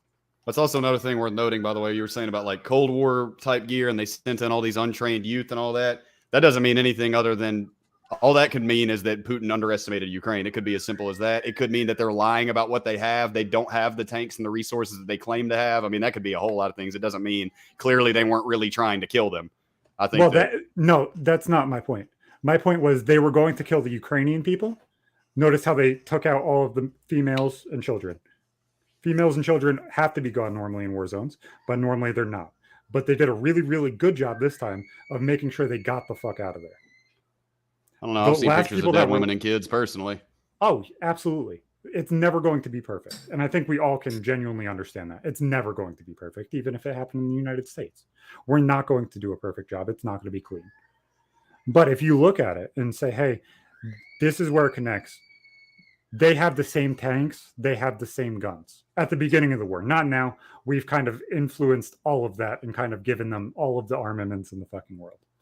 But at the beginning, they had the same guns, same tanks, same planes, same howitzers, same everything. Because half of the installations for Russia were in fucking Ukraine. So if they're going to send the tanks from the Cold War, that's psychological warfare. If that thing doesn't have a Z on it, you don't know which fucking country it belongs to. You could be shooting your best friend, or it could be a really poor country that doesn't have new tanks. Yeah, and nobody genuinely knows because every country lies about its GDP. Every single one does. And that is a whole. It genuinely is, and I understand that. The government doesn't lie to people. I'm just pointing at one way to look at it because genuinely it could be the truth. It could be they are misconstruing it to the point where they're like, hey, we're going to fuck up this country so that way we are the population majority, whether that's 33% or 50%. That's exactly what they're trying to do. Russia says they have more nuclear weapons. Israel says they don't have any. You ask, huh? I don't know. Which island in the Caribbean's getting them this time, boys? Is it going to be Cuba again, or is it going to be the Bahamas? All right. Reasonably well laid out conspiracies, though, for a couple of they all three were good. All three were structured. All three had direction. All three were better than the majority of the things on the iceberg. So congratulations all around on that. Woo! Good job, Roman. Talk shit. I also have to mention this before you go into deliberation. We also came up with our own complete conspiracy theory on the first time you were on. That was called Donut Theory. I think I'm pretty good at this. We had practice on already. How about that? The Donut Theory. So, I think I know which one is the winner.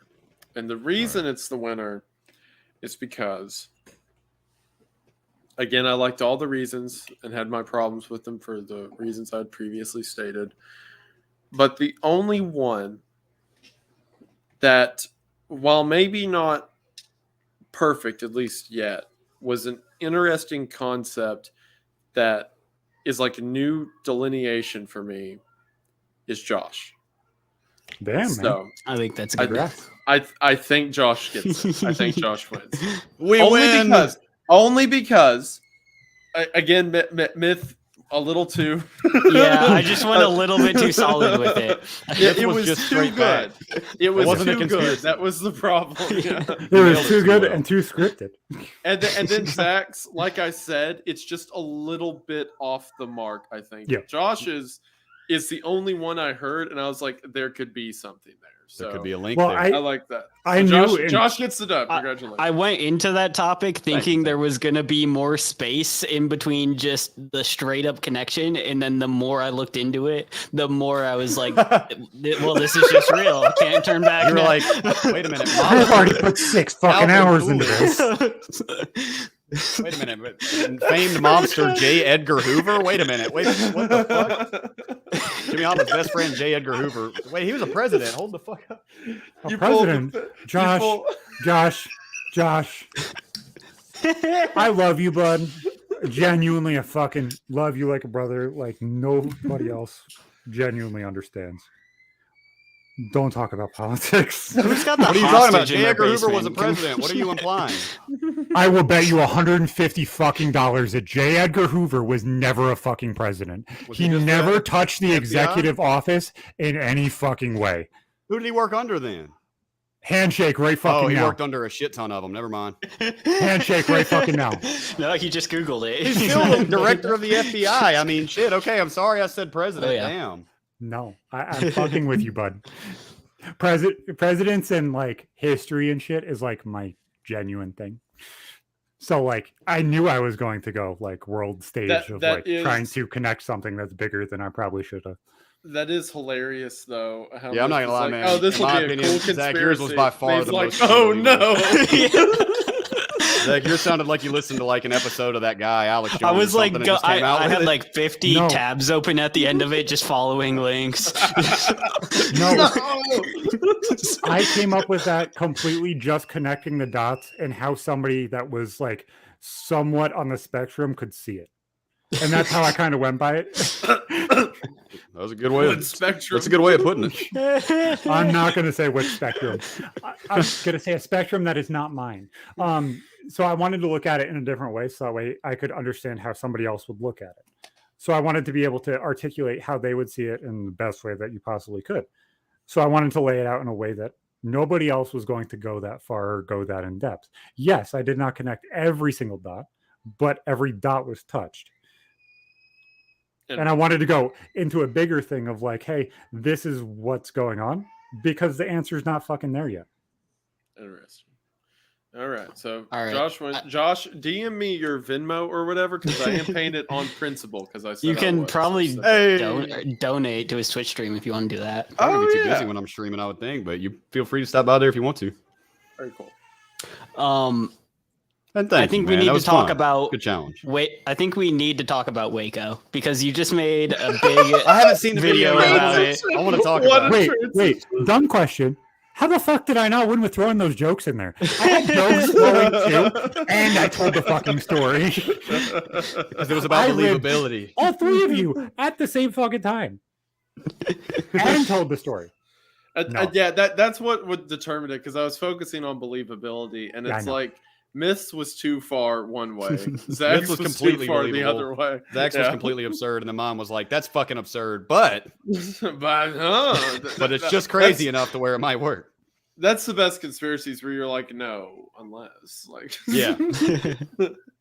I learned So- a lot from the first time. I had no idea about the MLK thing. That's not a fucking conspiracy. That's true. That dude did Yeah. not kill Martin Luther King, and he went to prison for it. My school book, in my history book in school, told me that dude killed Martin Luther King. He didn't. Still do. They still do. Crazy. So Josh, so. you might be the only person who haven't heard about. I'm sure you've heard about it, but do you know a lot about Waco, or at least the incident? Okay, Of the so what I know about compound. Waco. For one thing, I know Timothy McVeigh was interviewed there. That's a fun fact. Did you guys know that? Timothy McVeigh was there. I'm Mhm. sure Wendigoon. Was that in your video? Yeah. Timothy McVeigh was there. He's interviewed at the scene. That's fucking sketch. And I also know that with how little I know about it, I don't like to jump to conclusions. I like to get as much information as I can on the subject. And I don't know that much about this, but the government shot first. I'm just throwing that out there. That's all. I don't need to know that much to know. he The can't government keep murdered getting away with children. this. Yeah, no, they literally can, but we don't want them to. They can, but they can. Yeah. So from what I Christ. understand, another cult situation, we got a hell of a lot of guns, and we think the end of the world is coming. The Davidians, if I'm not mistaken, right? And once again, rumors of child brides. The FBI shows up. A shot is mysteriously fired after a several-day siege or standoff. A shot is fired, and then lots of innocent children died and were killed and burned down in houses, I think. And the government says, "Oh no, they shot us first." Main compound, yeah. Yeah, their own compound, right? In Waco, Texas. That's about what I've got. And like I said, with that much information, here's the conclusion I'm drawing. The government did it. Now I'm ready to learn more. Pretty safe call. Pretty safe call. It's funny too how like Josh has learned that he doesn't like, I don't mean this as an insult, but you don't really know anything about the overall siege, but he does know the government did it. I guarantee you some sketchy government shit happened, and my opinion already is that they did it. So I don't need any further details. I can't remember if you touched on this, Wendigoon, but the David Chapman, or what's his David Koresh. No, not the leader, but the ATF who just got David Chipman. David Chipman. David Chipman just got honored or like up for the head of ATF, and he was at the Waco siege. Yeah. So, oh wow, really? Yeah. About that, I was going to put that in the video, but there's two reasons I didn't. David Chipman is often credited as being the one. Okay, so there's a bunch of pictures that there's a fake photo. Yes, that the hostage rescue team took afterwards of them all standing in front of the fire, and a bunch of people credit the guy in the helmet holding the M204 as being David Chipman.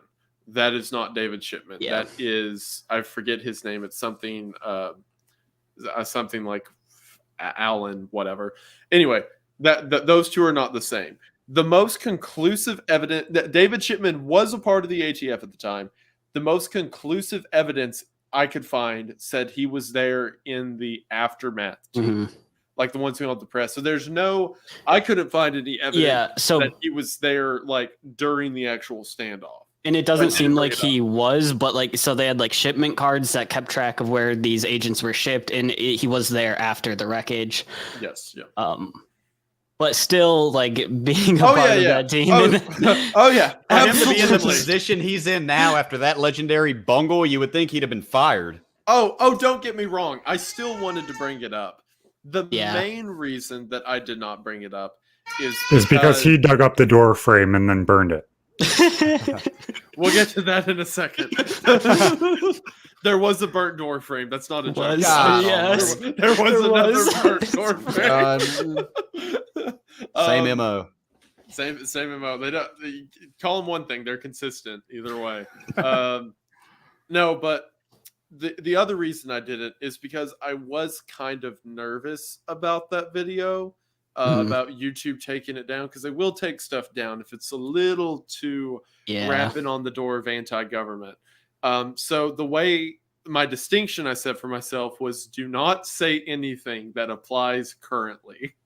Yeah. Don't like everything I did was like, oh, how awful it was in 1993. There was nothing There's nothing like, and that guy is still operating in your state. So call your local representative, even though he is. Drive to their house. His P.O. box will be linked in the description. Send them some pizza, boys. Yeah, make sure you.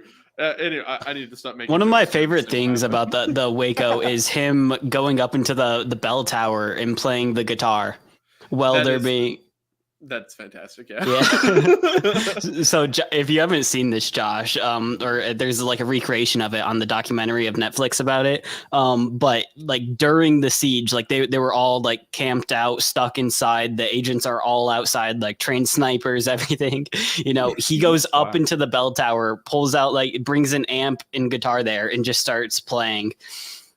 It was one of the Davidians? It's very legendary. Yeah, David Koresh, the leader. Yeah. David himself did. Oh, dang. Yeah. He hooked up to an amp system and started playing like classic rock songs while the ATF were outside. The ATF is out there like, Motley Crue, man, play some shit, bro. Freebird. Wait, fuck. Something that has still never been explained, the psychological torture, them playing like rabbits being slaughtered in like just the ATF brought out crazy loud like speaker systems outside and would just play loud music not music but loud sounds 24/7, just blasting it all throughout the night. To make them come out, just like, okay, fuck it, I can't listen to it anymore. That's simple. So what happened is the ATF like started the whole show whenever they started the gunfight. So then the FBI HRT comes up, which is a lovely group of individuals. Oh yeah. And the HRT's like, we got to do something. By God, keep in mind they're called the hostage rescue team,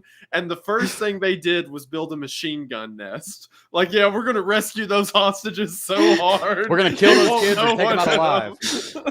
There's pictures of like the hostage team with like 3 belt feds in a row, like aiming at the front door, like. Soon as those hostages come out, we'll be good to go. Can't wait to smoke one of these bitches. Come on. And Josh, like the government did not only shoot first once, they did it twice when the men were burying their dead. The government shot at them again and started another gunfight. 3 times. 3 times. They shot the last time first as well. To this day now, they claim that they were shot at first. Correct? I mean, yes. Also, that it was and that's what leads into the door being burned, because the bullet hole was in that door, and then the door was never turned up. So David, what do you know? David Koresh walked outside the front door, and he was standing on like the front steps, and he had his hands up, said something to the effect of, "Don't shoot. There's women and kids in here." And then someone started shooting. David Koresh ducked inside, and none of the Davidians got near the front door for the rest of the day. In the footage, it looks like the front door's filled with bullet holes. So in the court trials that followed, they said, okay, well, if the front door is full of bullet holes, that meant someone shot at Koresh for the 2 seconds he was outside. And because of the way the gunfight works, it must have meant that the ATF fired first at Koresh while he was standing outside. So whenever they called for that door, because they're metal doors, and even though the building eventually burnt down, the right-hand door was just charred. It was still standing there. But the left-hand door was gone. So they were like, hey, where's the left-hand door? And the FBI was like, oh, we lost it. Damn it. Damn it, Jimmy. They couldn't burn it. They really need to hire better storage. What's really crazy, and someone sent me a picture of this, is you can apparently the door was found. Can I share pictures to the screen? Yeah. Okay, hold on. You press the share button. I normally wouldn't be annoying like that, but no, you're good. You press the share button, and then you click whatever tab or location it's on, and as soon as it goes up, I will remove the banner. Okay, I got a slight amount. Let me save it. I'm saving the image right now. I got some people who sent me this, and I was like, is this real? And then I did some slight research, and it looks at least partially real. Plausible. It's plausible, yeah. So let me share. I'm so dumb. Do I hit share slides from your computer? Okay. You click share, and yours would be either share screen or... I got you, okay. And then just open it in an image box. I like right-click open image and tab, and then you can share that tab. I would like to point out that if the Davidians would have fired first and there was proof in that door frame that the bullets had started from the other side, they wouldn't have lost that motherfucker. Oh, no, bro. That shit would be behind a fucking bank vault. Promise you that. It would be encased in gold right now. Like, it would be, oh, my God. It would be like their #1 holy grail of evidence. But since it proved that they did it, then it disappeared. All right, I'm just going to share the entire screen for a second. Okay. And let me go ahead and pull this up. So it's ready to go. Yeah. All right. So share. All right. So, okay. So now. Whoa. Yeah. So this got found in a ATF lockup. Is that evidence? This is the door. Yeah. This was years later. Oh, my God. And I looked into this, and it seems fairly legit. So you can see, obviously, these larger rounds, but there's also a bunch of holes over here. So it seems like they, in fact, let me stop sharing. Yeah. Definitely. The Davidians definitely fired first. They wanted that smoke, didn't they? They were so careless, they left an ATF vest sitting right in front of it. Yeah, I know. All right, listen. Look, we know the evidence was misplaced, but the ATF is not responsible in any... Oh, fuck, man. Who left the ATF at the door? Damn it, man. We were going to say it wasn't all. We're going to blame CIA for this, man. The crazy shit, and this does connect it a little bit to now at times, but it's virtual. The fact that Rainbow Six had the balls to create a Waco map is absolutely insane to me. That is what did they do now? So they made a map Outback for Waco. is based on the Waco compound. Yeah, so there's a map No, on it's Seattle or something like that. On what game? It's called Rainbow Six Siege. I think it's The- called on Rainbow Six. Oh, okay. Yeah. They made a map based on it. God Almighty, that's kind of dark, isn't it? Hold on, give me Like one the second. Lost Eric and I will Harris show Doom it. levels from Columbine. It's called My God. Oregon. Oregon. Yeah. Yes.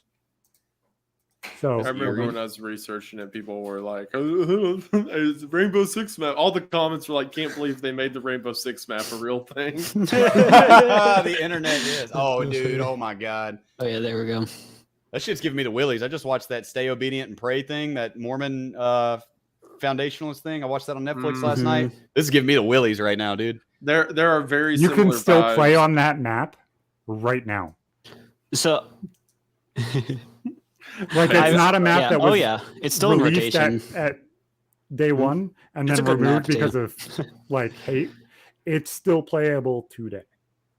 You can still Like, play that Eric to me Harris's is- Doom levels, too. So, Like that to some me is things are insane because like if you look at a lot of this shit that goes on life-wise, It's obscure enough that like the Yeah, mainstream exactly. doesn't really know about it. That's why. Right, yeah. If it was on the news, that'd probably get pulled really quickly, I would imagine. I'm sure if someone complained enough, it would be a deal. But I've heard of people I getting in personally big trouble think for it's making kinda Minecraft. Oh yeah. I've seen, no, it's a nice like, it's a nice monument to what somebody who was actually being, hey, I'm not going to be aggressive, was like on that map. You are the government infiltrating. yeah. compound I would that also they like to had. point out that in the case of video games in general, I think it's always really blanket when people say like this is offensive. Just like I think this with music and art in general is that you don't ever know what somebody's intention was behind it. Like, Yeah. Okay, everybody knows in my case, or a lot of people know, what led to me having this argument in the first place was somebody tried to get me to download a video game that made fun of the Columbine incident, right? So there's a video game that makes fun of that, okay? A lot of people find that very, very offensive. That's horrible. You get to play as Eric and Dylan and run around and shoot these kids, okay? This dude is a creator. He is an artist that made this game. For all we know, his intention of it is to show the warped mindset of it, and to like to belittle it and like push it away. Nobody asks any questions like that, though. They see it, they get offended, they get mad about it, and they're like, yo, you know what? You got to fucking ruin that shit. But it's just like Kurt Cobain in the song Polly, that song where he wrote from a first-person perspective about a true kidnapping case that happened. A girl was kidnapped, she was tortured, she befriended the guy that kidnapped her, and she escaped because she convinced him to untie her. That was a true story. Kurt Cobain read about it. He wrote first-person perspective Polly. And so many people got so butthurt. Everybody was like, how could you write about that monster? Why would you want to be him? And I just remember him saying, like, do you guys not understand that this is social commentary? I was trying to say, how the fuck can you be this warped? How can you have this mindset? This is my art to try and deal with things like this happening in the world. I wasn't saying I support it. I wasn't saying I want to do it, but nobody asked him any questions. They said, oh, you wrote a song about torturing a girl? You're evil. And he said, this is how I deal with things. This is reality. This is me portraying what could have gone on in this guy's head to make him think it was okay to do this to another human being. But nobody heard him out on it. So art is so subjective. Even like the evidence they used against you when they took your notebooks, right? Exactly. For the raps you were writing, Exactly. Some of those songs were not from my perspective, and now it sounds terrible. But that's exactly the kind of thing. Like I first got into that because of like Tyler the Creator. He wrote a song where he was talking about stitching people up and killing them, and I was like, that's kind of weird. I saw an interview and he said that song's not about me. That's from the perspective of like John Wayne Gacy or some serial killer, and I was like, that's crazy. That's a really cool concept. He wrote the song from the perspective of somebody else. So I started getting into that. And then I decided I was going to write songs from the perspective of serial killers. And the FBI did not take very kindly to that. Very much at all. I was like, I'm going to be like Tyler, the Creator. And they're like, no, you're not. You're going to prison. Yeah, they'd rather give a kid diddler a time cut. But what's that joke they say? Sarcasm doesn't read well in courtrooms. Yeah, no. for real. It doesn't. There's two levels. Josh just says way too well. Dude, when they read some of my raps, my homies had my back now. When they were reading some of the stuff they confiscated from You me, my literally friends said in the it's audience, called sarcasm, bro. Yes, I literally typed it's called sarcasm. I literally word for word when I made the threat said it's called sarcasm, bro. Not that the feds cared about that though. What was I saying right before that? I lost it. Sorry. So sorry. Oh yeah, my homies had my back, man. No, it's all good. I'm one try. I'm burnt out. My homies had my back when they were reading it. You remember when I was on PKA, I did that line that I wrote. The horrible joke I never should have wrote in jail. I wrote a joke about having a dream where Dylan Klebold from Columbine gave me a gun. It was 100% me making fun of my situation. I was a very sarcastic dude. I still am. I was making fun of where I was, and I was talking about, oh yeah, I'm crazy, and they gave me guns in my dream and all this. Yeah, that didn't translate well. But whenever they read it out loud in the courtroom and all the old people are looking mad and turning pink in the face, all of my friends laughed loud as fuck. And that's probably part of the reason I got so much time, because the judge looked visibly angry that people are laughing at these jokes. They were like, and they're trying to read them like an emo kid reads his diary. They're reading these lyrics like, I will make a corpse into a coffee table party and leave. Like, bitch, this isn't Shakespeare. Do you think I'm really going to turn somebody's corpse into a coffee table? I don't even know anything about taxidermy. This is absurd. And they're trying to take it at face value, like completely literal. But luckily, my friends laughed really loud. But the judge, I mean, they looked mad about that. They were like, how can you find this funny? He's making jokes about killing people. And like, it's fucking goofy, man. If I was really crazy and I wanted to do it, I wouldn't talk about it. I wouldn't joke about it, So like, there's two parts of this. I released a video 5 years ago, around now, about my mom and about the problems that I've had in my life and shit like that. Directly just laying waste to everything I possibly could. Do you know how many times these fucking idiots on fucking Discord fucking post that shit in the PKA Discord? Like, it fucking hurts me. I created the fucking content, you retard. Posted you what? think I fucking care? You talking about that one guy? No, there's like 15 people that are like, oh, Zach made a video about his mom. I literally openly talk about the problems with my parental figures on my podcast. I don't understand how you putting a video on YouTube, why is that leverage to say LOL, this information's public? Didn't you choose to make the video in the first place? Yes. That's my point. Where's their armor here? Like, what's their weapon? Like, how the fuck do you create something as a creator? All of us fucking create stuff all the fucking time. Yes, those are my words that I'm using. I said those words for a reason, regardless of if I'm entertaining somebody, getting something off my chest, making somebody more knowledgeable about something. That is what I do. If I said something, then there was a reason behind it. Stand that. There is creator intention behind things. Whether or not that's imperative to what it is or not is where the problem is. Like, you have the same problem with Call of Duty Vanguard being censored by images for Nazis and stuff like that. They didn't use any Nazi symbols, and they didn't like segregate who and what character you were playing when you were playing as the Germans on German maps. And then you also have the things that's going on with like rappers now. I think in like Atlanta, I could be wrong on the specific locality, but they're using their raps. I guess This one guy, Pusha T, is facing 32 years in prison. That's supposedly going to be reduced to a 10-year, and he was released after serving 8.5 years for specific lyrics that he had on rap songs. Mm-hmm. Feds can use those. Bobby Shmurda, when I was locked up, there was a big deal about Bobby Shmurda was being prosecuted for his lyrics, and unfortunately, most rappers lie. Yeah. Bobby Shmurda wasn't lying. Bobby Shmurda was like, I got 90 guns in my motherfucking living room. And the feds are like, 1, 2, 3, 4, 90. No, he was serious. I got 30 keys of cocaine sitting in my trunk. They opened the trunk. He's got 30 kilos of fucking cocaine. I shot 3 dudes last week on this specific street at this specific time. Well, we did have 3 unsolved murders on that specific street. Next thing you know, Bobby Shmurda's going up the river, Bro, so there is precedent for that. There is precedent for using, and the case that was really important in mine was the Lonis versus United States. I talked about that case a lot because the guy wrote a rap saying that he wanted to kill his wife, his estranged wife, ex-wife, whatever you want to call it, and that he was going to take out a kindergarten with him while he did it. Right. One of the most sarcastic things I've ever seen in my life. Yeah. There's no possible way that anybody under the age of like 30 could possibly think that this was serious. He ended up getting raided for it, arrested, charged with the same things that I was, and ended up going to prison for that threat against the school. His conviction was later overturned. That's what was important in my case, because they said this was an online threat. The opposing force said this was not a threat. He expressed himself in a certain way, threat had they were discussing what is a threat. Is it a threat if I'm sitting here with you guys and I say, I'm going to punch a hole in my window? Is that a threat? If I tell you guys I'm going to pick up my house and throw it out the window, that's not a threat because it's not really realistic. It's kind of hyperbole. It's where it becomes legally actionable, protected. Essentially. Yeah, right. And where it becomes actionable, like saying fire in a crowded theater. Exactly. The same problem with like a lot of thing. Yeah, a lot of something that has to be considered is whether or not you had the ability to do it, whether you had the intention to do it. The judge ruled that he believed that I had the intention, but not the means. So I got a 6-point enhancement for that, despite obviously no physical evidence whatsoever. But the Alonis versus United States case, he actually got his conviction overturned, and they raised the standard for online threats. That's why you've probably heard me say that if I did it today, I almost certainly would not go to prison because I had no weapons in my home. I had multiple mental evaluations. The teachers had my back and wrote letters. That matters now. That didn't matter when I made the threat because of Alonis versus United States. So once they overturned it, luckily, I mean, it sounds like he's got about the same luck as me because he got his conviction overturned, fought it, went back to court, got found guilty again under the new standard. And the conviction remains, but they still raise the standard. I may be absolutely autistic when I say this, but I feel like I'm close enough to you and a close enough friend to you that I can ask it this way after the fucked up thing you said that was clipped a couple weeks ago. Yeah. Do you feel like the amount of time that you did in prison aided you as a person? It's so begrudging for me to say it. I will say this. When I went back on violation for the 1 year after I smoked weed and I got sent back, I improved much more as a person during that 1 year than I did in the 5 years that I'd served the first time. So, but is that because you like knew that if you kept fucking up, you would keep having the same problem in your life?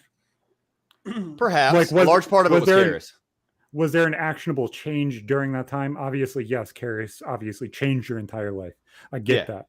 But when you have something that's actionable, like, hey, if I'm a better person and I do better things and I don't continually fuck up on stupid shit, then I don't have this problem anymore. Did that change you when you looked at it? Like, as you look at it now, did going to prison for something stupid change who you are as a person today? Absolutely. 100%.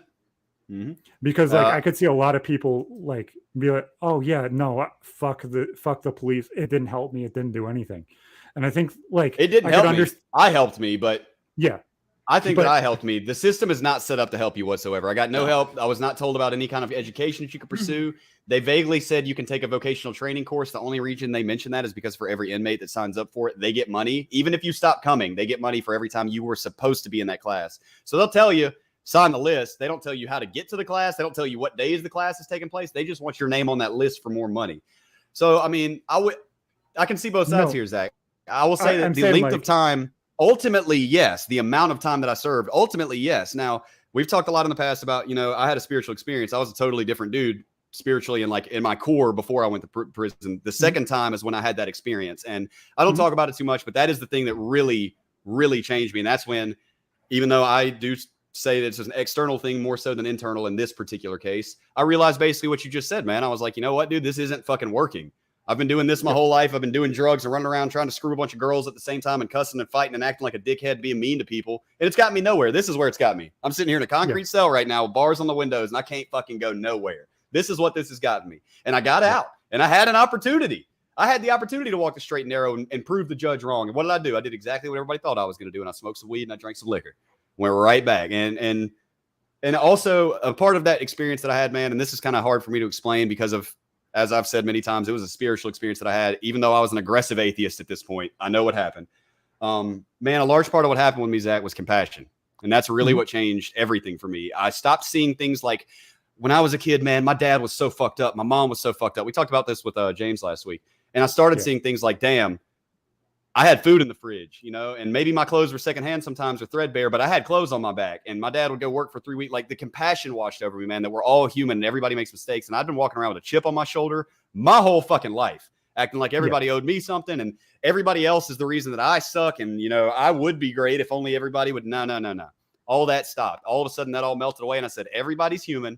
Everybody's doing the best that they fucking can, man. You got to give people a break. You make mistakes and you don't want people holding that shit against you. You want people to forgive you and work forward with you too. You're going to do that with everybody you meet from now on. And life has gone great since then.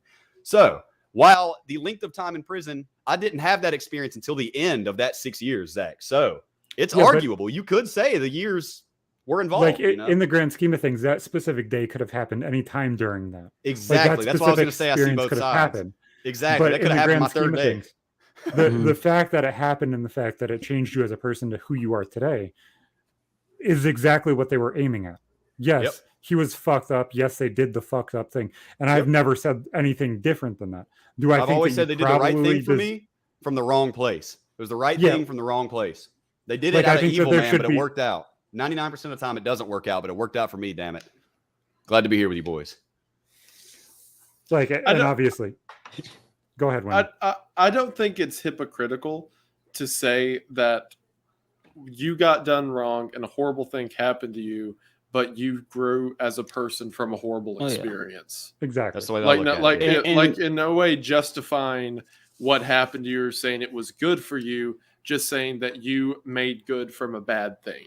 Yeah, and everybody wants to just make it black and white and be like, Josh complains about the punishment, so he doesn't think he did anything wrong. It's not true. Josh admits that he knows he did wrong, and he needed help at that point. I was going to say this afterwards. I was struggling. I was mentally fucked up, bro. I was going through anxiety and depression and mental illness, bro. Get help, man. Yeah, hell yeah, I needed help, dude. I never said that the threat I made was okay. Thank you, Myth. Let me reiterate one more time. You can't say shit like that, man. I know that. I didn't think about it at the time. I was 19 and I was drunk. I needed some counseling, man. I needed some help. I needed some intervention in my life, and that was a huge flag right there, for it. Now, their response, that's where I get a little bit, that's where I'm like, 5 years in prison is not the good response to someone who said it's a dumb thing online. I think we can all also agree with that. No, even if I had a pistol, if I would have had like one gun, bro, I could see five, I could see bro, five. You know how many people have said, I'm going to come get you in a COD lobby? Yeah. I know, right? They don't have the resources to arrest people that make way worse than that. I've said worse than that on RuneScape. As a Sunday school teacher, I'm not going to repeat the things I've heard in the COD lobby, but they excel that just a little bit. I've been told to stay home at school. They're like, don't come to school the next day. I said this last week, and this kid was my friend. He literally was like my bodyguard. He was as tall as me and like 5'50". And had dreads and was white and pasty as fuck. He's one of the only people that I've ever heard of that was even offered this. He got offered to have sex in a graveyard. And that kind of scared the shit out of me. Yeah. And then throughout my 9th and 10th grade year, it was like once or twice every quarter, he would be like, Zach, don't come to school tomorrow. Yeah, I had a kid at I'm not even going to risk it. I'm just not going to come. I had a kid at my high school literally carve with a knife a death threat into a bathroom stall my God, got suspended for like a week, maybe. I don't know. This same fucking thing I did. The same guy brought alcohol to school and was suspended for a full month. So I do want to say, Wendigoon, thank you for coming on. We have been closing out the show with one of my fucked up stories from my life. So feel free to pick a number from the list that I posted in our private chat. People have been saying that these stories are fucking fake. They're fucking not. They're genuinely fucking not. Where I am currently is because I've actually grinded my fucking ass off. Yes, the list is also longer. I've added more stories. And I'm trying to be a better person, which is why I'm able to talk about these things and enunciate them the way that I do to try and see where I've been and where I'm going.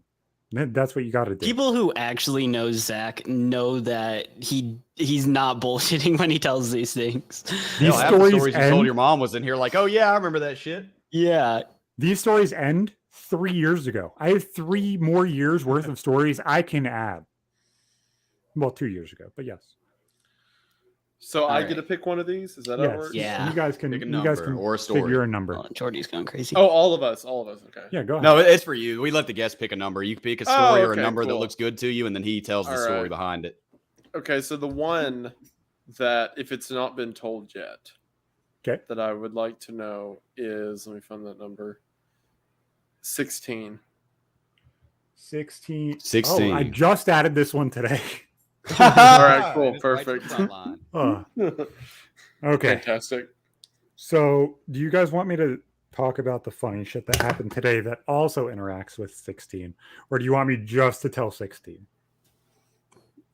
That depends because I gotta pee. So, do you want me to let you pee and then come back to the story? No, let's go. Let's go. Or do you want to do your? I'm gonna run away as soon as possible, as soon as the show's done. Look, I gotta pee. I can come back after I pee later, but I gotta pee. I just know what you normally do. You tell the story. So. I'm not busting yet. We're good. Okay. My eyes aren't watering. I will kind of give you the TLDR on what happened today. So my kid's school calls me today. I'm like, fuck. I have to pick up a kid again. Like, it's been like every week for like the past month that one of my kids has had to be picked up at least fucking once. And I'm like, fucking again. Except this time, it was the principal's direct line that was fucking calling me. And I was like, oh, wow. My kids are following down my footsteps and I'm getting a suspension phone call. Fuck. So she's like, I didn't want to have to call you today, but I got this. I had to deal with this shit. I'm like, oh, God. So this kid was blocking my son from walking across the bridge in between the two pieces of playground equipment. And he started putting his hands on my son and like blocking him completely, like bear hugging him. And he's like, get your hands off me. And he said it once loud enough that he fucking heard it. And they showed my son the replay. I was really, really tempted to ask them for the replay so that way I could show it. But I was like, no, that's a huge legal liability to show that online. But it would have been fucking hilarious. So my son walks up to the principal and say, I slapped the kid. I slapped him as hard as I fucking could. He didn't say fuck, but I just say things. Paraphrasing, yeah. Yep. He's like, I slapped him as hard as I could. Me and my wife talked about it, and we're like, no trouble. No fucking trouble at all. He can bitch slap whoever the fuck he wants if they put their hands on him. And he bitch slapped that fucking kid on the playground. Will Smith his ass. So as soon as they got home and finished dinner, I said, you guys can have ice cream. You did good today. Because finally he stood up for himself. This is not the same level of story. So I was in 4th grade and I dealt with this kid all through elementary school. And he was one of the most annoying, convoluted, and autistic fucking people I've ever met in my life. And I mean autistic in the whole semi-derogatory way of like, he's so honed in on one fucking topic. That is his entire life. He came to school in Civil War reenactment gear and had the balls in 2nd grade to ask if it was okay if he brought muskets to school so that way he could show them off. That's not okay. Not even back then. I live in a city that was 50% white, 50% black, and this was after Columbine. If anybody doesn't understand what that means, Google, please, because I'm not going into that here. So, obviously, they fucking told him no. 2 years later, this kid still, only when we're going over American history, every single thing he answers gets related back to the American Civil War. Yeah, every mindset. So we're in fucking gym class. And he's like, Zach's like Stonewall fucking Jackson. Oh my God, I'm this like, kid in the Civil War. I'm like, bitch, we just got fucking changed into fucking basketball shorts because we're playing basketball. And you're going to run over there and run your fucking mouth. I walked up to him and hit him with the squarest fucking punch that I've ever swung in my fucking life. And broke his fucking nose. Why does this kid sound like he was homeschooled in a public school? Basically. And so I was when he like, broke his nose. His nose started pouring blood and he ran up to all 3 of the gym teachers and started whining and crying about it. Screaming, I'm sure. But schools were actually good then and told me that the only repercussions were that I had to sit out gym class. Oh no.